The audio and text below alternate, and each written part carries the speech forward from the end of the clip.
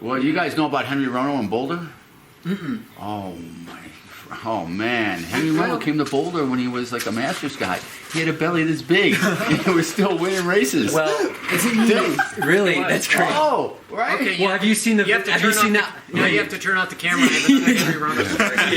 Well, I was just gonna say. No, I'm serious. Wait. Go ahead, Drew. Yeah. Well, like, Off the record. have you seen the It's video off. of Henry Rono and Alberto Salazar No. racing? Oh yeah. He's a gut, you know, He's got the- and he's just out kicking Alberto. Yeah, around 27-30 Well, or something. yeah, I'm in the just race. like, but, he's the but most talented sorry, guy ever. Alberto. Anybody could outkick Alberto. Yeah. That's why he had to run from the front. Yeah. Because we all knew Yeah. on the continuum of speed where we were. Yeah. You know, we knew if everyone were together with 165 to go, what the order was going to be at the finish line. Yeah. Yeah. You know, so you had to be honest about you know where you stood Yeah, on exactly. that. Yeah, try to get away. And the guy in history who I still think was the best in history was Mike Sandrock. What was his Ethiopian. nickname? Shifter. Shifter. Yeah, and Yeah. I ran against him in his first, and Steve and I, they had an African meet at Duke, U.S. African. It was before 72. It was like 71 maybe. And the Duke coach was great at organizing that stuff. I'll remember his name in a minute. But so it was Africa, U.S. On the Friday, Free ran against Ifter at the 5,000. Yeah. And Ifter jumped him with a lap to go and finished, except the problem was that he jumped with 2 laps to go. and he finished and like, eased up, celebrated. and he eased up, and Free went right by and won the race, but he outkicked Free. I mean, it was like the next day in the 10,000, I'll never forget, it was so hot they had sprinklers, shower heads at two spots on the track that we ran through. Yeah. And with a lap to go, he and I were together, and I ran 57 for my last lap and lost to him by 5 seconds. Oh my gosh. That's He ran incredible. 52 for his last 4. And And what was the distance there? 10,000. 10,000. Yeah. Yeah. Even more impressive. Yeah. He was the best. Yeah. So everybody knew. Yeah. You know, there's no way. Yeah. There's no way you Yeah. could stay with that. Yeah. So we all knew. Yeah. So when on the 5,000, was that a home court advantage type thing? It's like 2 laps to go. Let's ring the bell. Ifter's in front. Let's ring the bell. Free knows there's 2 laps to go, right? Yeah. No, they didn't. And Steve was shaking his head because no one had. That was his first international race. Oh wow. Okay. You know, Yeah. and it was like, Yeah.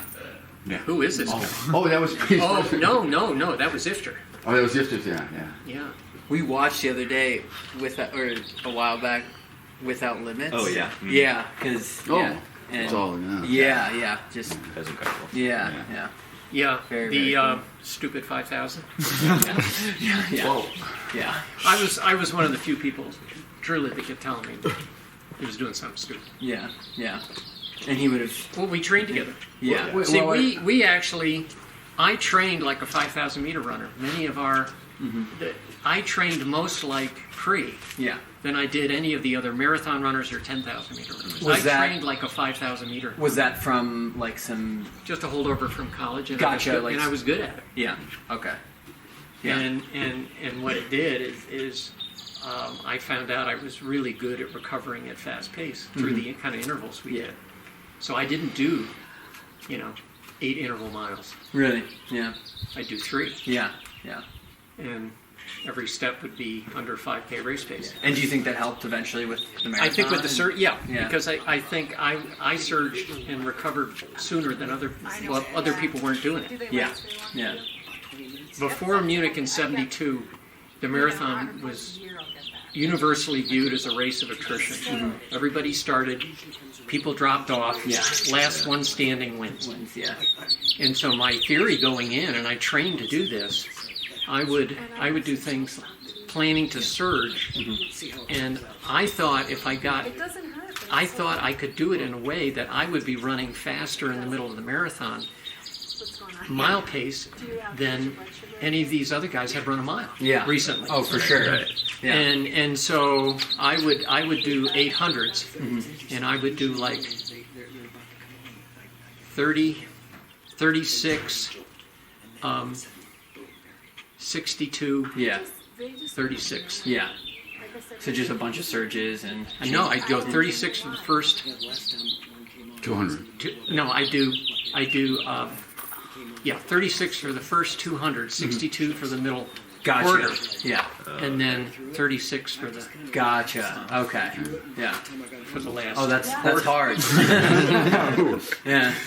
And so what you learn is you learn to not just ease off. Yeah. You learn to back off and find that point in how much you back off where, okay, I'm starting to feel stable again. Yeah. Yeah. And then just holding it. Yeah. For sure. So that's and And were you Steven? coaching yourself? Was Yeah. that okay? from the middle of my junior year, I have friends at college who are 2 years younger, and they've actually written one of the books we'll see downstairs. They were identical twins who were ball boys for the Cubs and bat boys for the Cubs and ball boys for the Chicago Bears. Oh wow. Yeah. They were very convincing, social guys, and they were 2 years behind me in college. And they said, "Yeah, shit. By the time your senior year in cross country, we'd be waiting until you got out there to find out what we were going to do for our workout." Yeah. And so yeah. But wouldn't you say that, I don't know if you guys notice this, but that the majority of, I've noticed this over the years, is most runners train incorrectly. They don't get the 100% out of their ability. It might be 90%. You know, like, and Frank was one of the guys, and Culpepper was another one because he was self-coached too. Because he started out running with, I remember Goucher and Torres and Ritz all run together, but then they would run the hard days too hard. I mean, easy days too hard. So Frank, on your easy days, right? You were going with the sorority girls with passes. I remember. Well, Read that introduction. Yeah. No, we left the house on Lincoln Place. I remember. And you're just like jogging along like this pace, and I'm like, oh man, when we gonna pick it up? I'm like, I'm the man. You gonna drop this guy? I mean, how much were you running once you started doing marathons? 100 miles a week, or? Up here, I'd average 117 at sea level. I could average 120. Yeah. It was a little bit less up here, and that's just what it turned out to be. Right. Yeah. It wasn't. Based off. Because on the easy days, you go along until you say, okay, that's enough. Yeah. Yeah. And you don't. And the other thing about the easy day is never timed it, Yeah. and always went at an effort that I knew when I got done, I had not overdone it, so that it would affect the next day's hard training. Next workout. Yeah. Exactly. In the back of my mind, it was always hold back, find, because you can find, there's lactate threshold, but there's also recovery effort.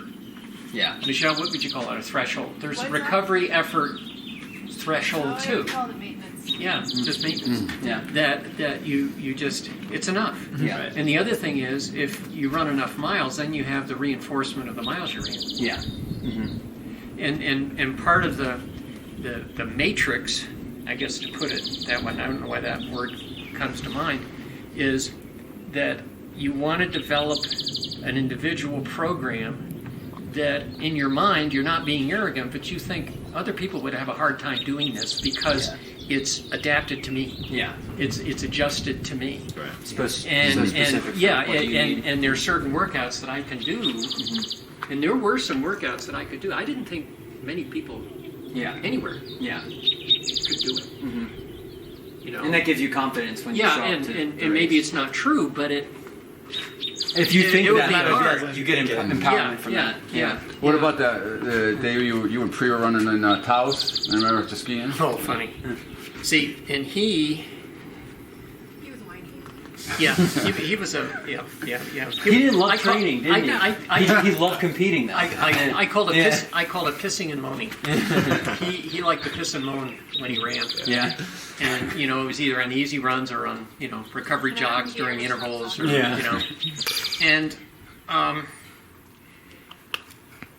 right before he died, he came and stayed with me for a month and we were training in Denver. I was in Denver at the time, and we trained there for a couple weeks at DU, and then we went down to Taos for the last week of that month.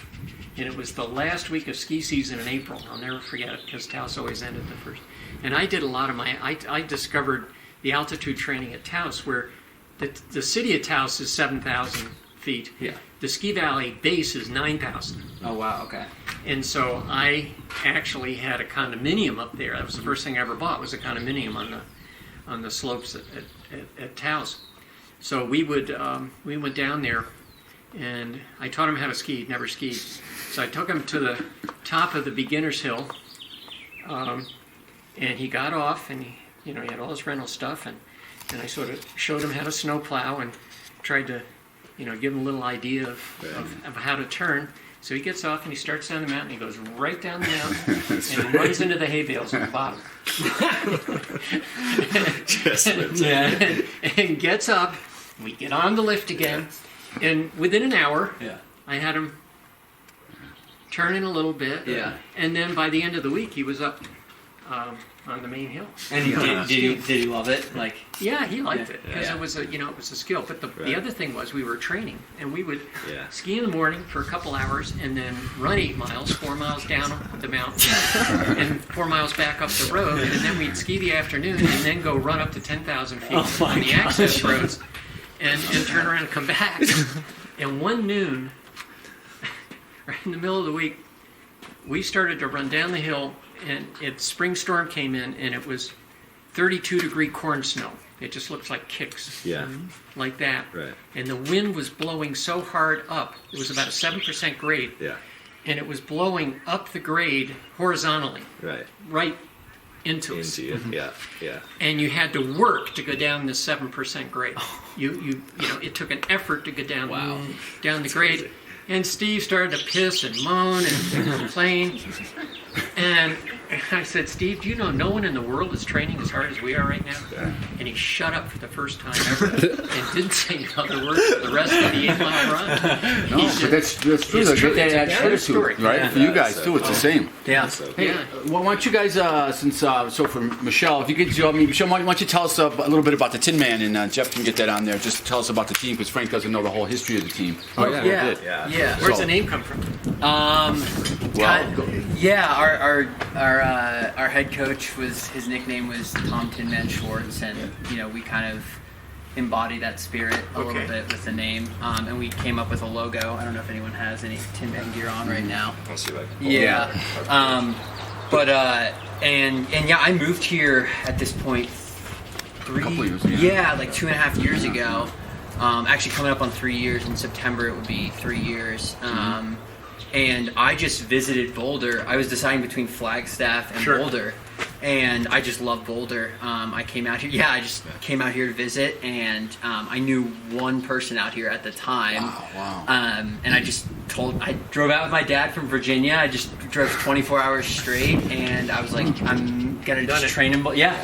Just gonna train in Boulder. And so, and I had this weird connection with.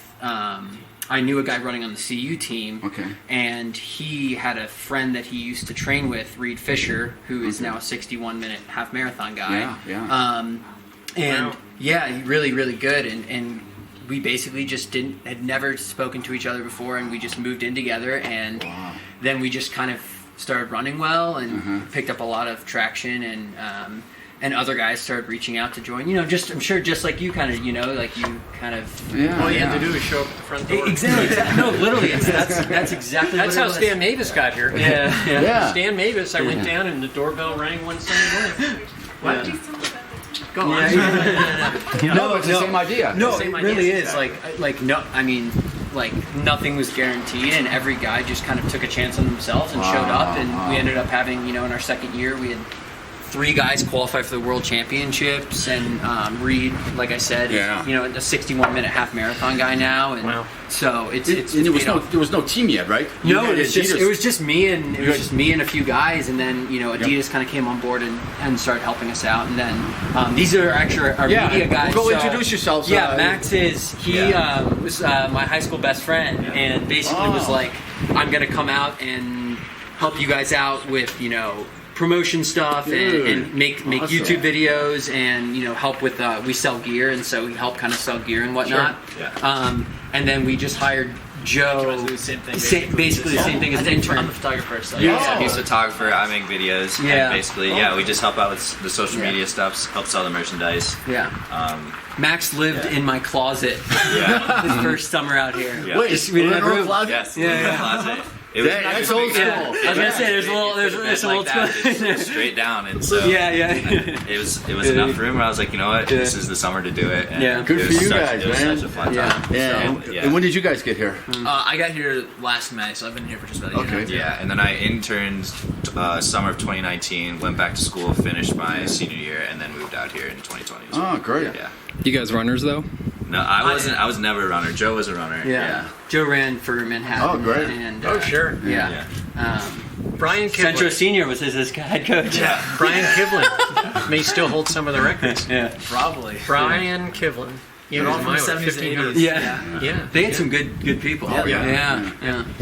So now trials. What's going on for the Olympic trials? Yes. How many guys you guys got? So right now we have I'm in the qualified for the 1500, the 5K, Yes. and then we have a few guys trying to get the 10K. We have another guy in the 5K, and then steeplechase and 1500. So our goal was to have everyone in events from 1500 up to 10K. So it looks we basically that's kind of been the goal, and then we have two guys. Sam Parsons, he runs for Germany, so he is flying over to Germany June 5th, I believe, for his trials. For trials, yeah. But he made the world team for Germany, and then we have another guy who runs for Malta, actually, which is cool, and he's same thing. He'll be going for the Maltese Olympics. So That's great. Yeah, it's awesome having a group of guys who Yeah. can work together, but we're not competing necessarily until we get to the Olympics or the highest stage. So Yeah. it's great because practice isn't, like you said, always smashing each other into the ground. Yeah. Did you ever have any guys? Frank has some good stories about one guy like half step in. We were talking yesterday. Have you had anyone on the team? I feel like when you get to And that's what our competitive guys did people, too. No. I'm serious. yeah. I feel like running a half step ahead constantly. Yeah. Yeah. It's the hard part about training in a group because you get all the most competitive people in the world together. It's like it's bound to happen. Well, what we- All the but top what we guys did, at some what point, we- and then they all come what- together. What we did is we instinctively ran at the pace of the person who wanted to go the slowest on that day. Yeah. And you just instinctively, the group can sort of weed out Yeah. Right. the people Yeah. who, No, who don't want to do that. Yeah. And it's just this, it's a very subtle social pressure, but it's there, and it's not cruel or mean Right. or anything. It's Right. just, don't, Right. Yeah. if you want to race, come to the track tomorrow. Right. Exactly. Yeah. For sure. We Where did train. you guys train in Boulder? That's what I want to know. The nice thing about here was CU let us, there were so few people, I had full access to the indoor track and the outdoor track anytime I wanted. Yeah. It's not bad. And the training And the room. training room. Yeah. Have you seen the new indoor track? Yeah. Pretty. Yeah. It's beautiful. And I actually got to go on it. Snuck in. How much are you running still? No, just a little bit. Okay. Yeah. Like this morning, I jog, walk. Nice.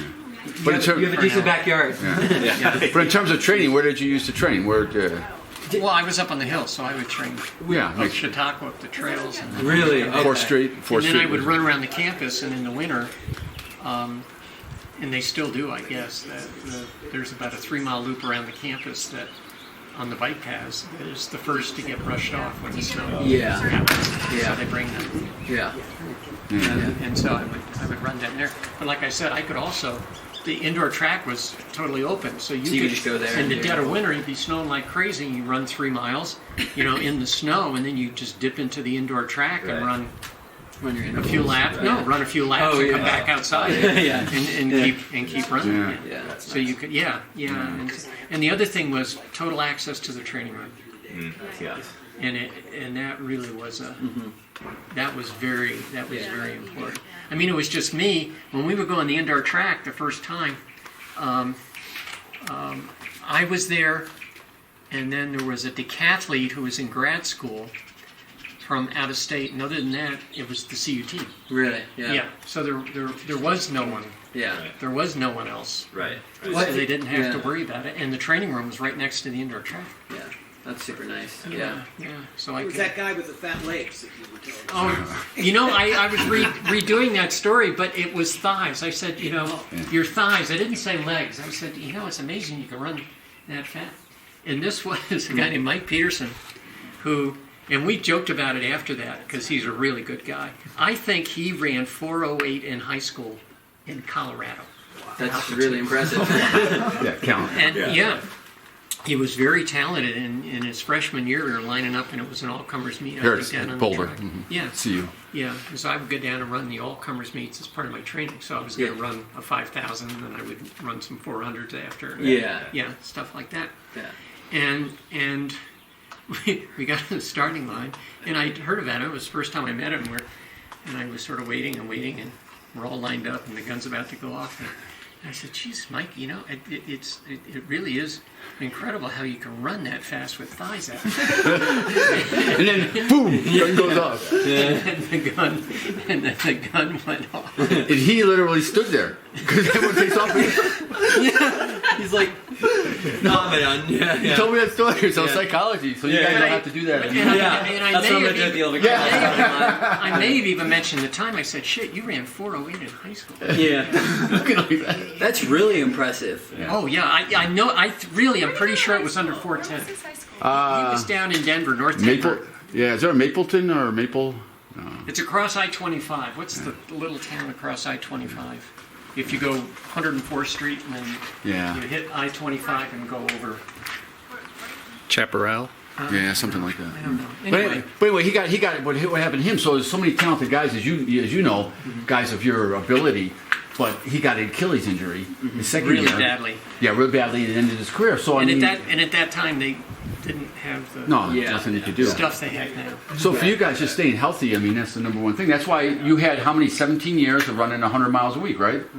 Didn't you have a streak? Oh, or? I don't know. No, it's in the book. I had at least 10. Yeah. From So you 1970 you stayed very healthy. until the Big Kahuna is what I call it, and then it goes Yeah. after the Big Kahuna. And actually, mine was it happened in '76. I actually fractured my navicular on the indoor track, 6th of 800 meters in February of '76. I finished the workout and it was all swollen, but the trials were coming up, and so I couldn't take the time off to let it heal, because again, the diagnosis wasn't there, you know, the prognosis wasn't there, therapy wasn't there, and so I just kept running on it. You don't want to run on a broken. and it kind of held together. Yeah. And I think it was cracked. But it was right where the posterior tibial tendon goes through. And I would have to, every 2 or 3 weeks, I would have to go to the training room, and they would aspirate it because I would get a cyst the size of a ping pong ball on the inside of my ankle. Yeah. Well, you guys would would go in and do that. And it actually, so it lasted through 76, and the reason I didn't run the 10,000 in 76, because I ran the 10,000 trial and final in 72. But I didn't do it in 76 because I wasn't sure this could hold together. Jeez. And so I didn't run the 10,000.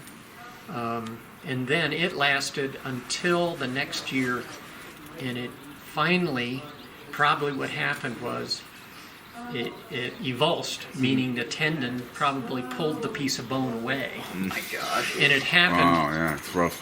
just after halfway in the Boston Marathon. Bill and I went through a 104, Yeah. and all of a sudden I went, uh-oh. Yeah. Oh no. And so I finished the race. Next morning, got on an airplane to Eugene, and Stan James, who was really the only guy at the time, the only orthopedist that could do anything, Yeah. put it back together. Yeah. So So it lasted. Yeah. It A lot of years. lasted 8 years. Yeah. over 100. Yeah, 100. But it's Oh 70. no, the average, Michelle, from 1970 to 80, I took all the miles I'd run through my training logs, and divided by the total number of days, and I came up with the number 17. I averaged 17 miles a day. God. It's quite impressive. Yeah. But I didn't get. But you see, I could keep running when I got hurt. Oh, for sure. You need to add them up and see how many times you've like run around the world and everything. I'm about. And then we're gonna shut up. Yeah. And be done. I'm somewhere 190,000 plus or minus 5,000. Wow. Well, but Yeah. but in 70, but yeah, he's got it. But in 72, Olympic, you guys know, in the Olympic 10,000, Frank was 5th, right? So then you set the American record, right? 76, you said you were much fitter in the 10,000. Then they have the trial race. You guys know about the trial at 76 in Eugene when BJ's shoe came off? You guys don't know that story? I feel Do you have like a I've seen copy of pictures Running with the from it. Legends? You don't have a copy? I No, gotta we get you a don't. Yeah, copy. yeah, you've talked about it. Oh, Yeah. Smitty's got one in his truck. Down in his Oh, anyway, so 76, the trial Yeah, I 10,000. ran the trial. I just No, signed you it won out it, there. right? Yeah. Yeah, tell him. But you had to duplicate the Olympic schedule. You had to run a trial race and a final. Yeah. In the 10K? Yeah, I The remember my 10K. dad telling me this. Insane. You'd run 2 10. Friday and Monday. No, but tell him about the trials race. It was Virgin, Billy. Yeah, Craig Virgin, who and was, then who was coming BJ's through. shoe came off. Yeah, and he finished third. Outkicked Bill Rogers. We ran 27:56, 27:59. You ran most of the race with one shoe. Yeah, Wasn't yeah. it most He of it? dropped way back, and then the crowd in Eugene started chanting, Yeah. BJ, BJ. He's up in Fort Collins. Oh, yeah, no, BJ's like old school guy. He was tough as nails, man. University of Minnesota. He was state high school champ. I think he ran 4:05 in Minnesota. Minnesota. For a month. in high school. Duluth. Yeah. Who's the coach of Minnesota? It was my dad's roommate. Oh, Placencia. Valencia. Steve. Oh, that was your dad's roommate? Yeah. Oh, that guy's Yeah. a stud. Yeah. It was good. It's so cool It's hearing funny that, how yeah. you remember those people. He was a shuffler. Yeah. He was kind of like Salazar. He ran Yeah. Just always right not there. much right lift. Yeah. Not a lot of Right, knee left. right. Yeah. Him and Icestone, those guys were just always Oh, there. do you guys train with? We didn't train with Icestone, but he would come and race these guys, Gotcha. after Barrios and, It's so a little cool. bit All later. of them stay Yeah. somewhat involved in running. It's such a tiny community, really. It's true. Like now they're all coaches or Yeah. in the sport to some degree. So Yeah. very cool. Yeah, Yeah. but no, those are.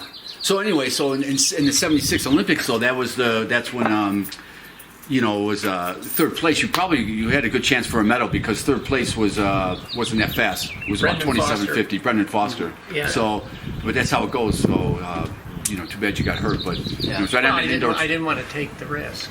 Right. And I made it through the marathon, so that was Well, But you doubled marathon 10K. in 72. That's right. Yeah. Fifth place in it. That's the race where Velocity Baron fell down, right? Remember? Yeah. And then, but it's a great example of how you respond versus reacting because if you watch the video, Frank's running around. I think he clipped your foot, but anyway, he goes No, down. someone behind him clipped his We foot. just watched that about. Oh. Yeah. Oh, really? It was one of those things where he was running inside me and I was just coming up behind him, and someone behind him clipped his foot as it was coming forward. So he did one of those. But someone else went down too. Gamudi went down too. So it's just a different response. So Varon responded and Gamudi sort of reacted. Yeah. Varon didn't get up and start sprinting right away, right? He kind of just. Caught up right away. Yeah, he was Caught him within so fast. 100 meters. Yeah. It was ridiculous. Yeah. Yeah. Which should have sent a signal. But anyway, fifth place in that race was still pretty. Was still good. Yeah, Yeah. and that was about as well as I could run. Yeah.